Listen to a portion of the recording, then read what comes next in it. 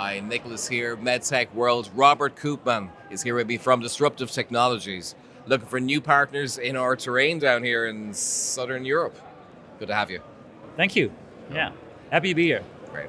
What do you have is something rather special in data, IoT devices. Let's explain more. Let's lay it on the line. Yeah, so we're a Norwegian company, and we have developed sensors in 2013, which are the tiniest sensors worldwide, and very powerful, but then again also with a very long battery life of up to 15 years. And it makes it a unique proposition basically for all kinds of industries, amongst them healthcare. Just because the battery lasts very long, installation is super simple, and they're very tiny. You can put them anywhere. Yeah. Great.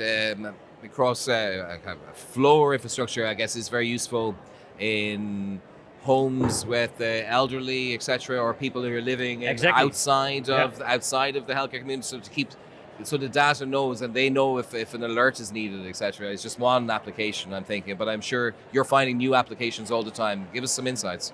Yeah, well, it's not only us that's finding new applications, it's our partners or end customers finding new applications with our sensors.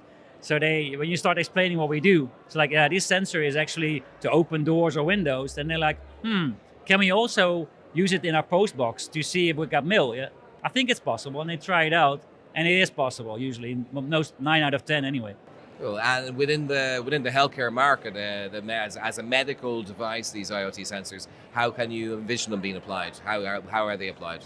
But we have a temperature sensor with a wide range between minus 40 degrees until plus 85 degrees. And that can be used for remote temperature monitoring in fridges for storing medicine or vaccines, yeah? And keeping that within a certain limit of temperature. But also to track temperature of blood transport from patient to the lab, for instance. Rather interesting insights. As you walk and talk the floors of MedTech World, and you explain what you do, what's the reception to I guess the Internet of Things, because it's new, it's kind of lo-fi, right? It's slightly different than what we've been used to.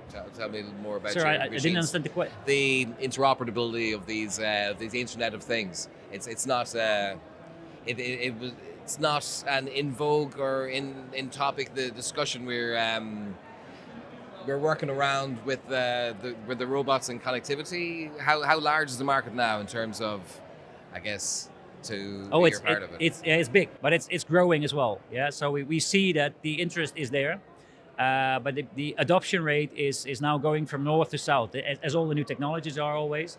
So it is common use in the Nordic countries, in the UK, in the Netherlands, and is now going.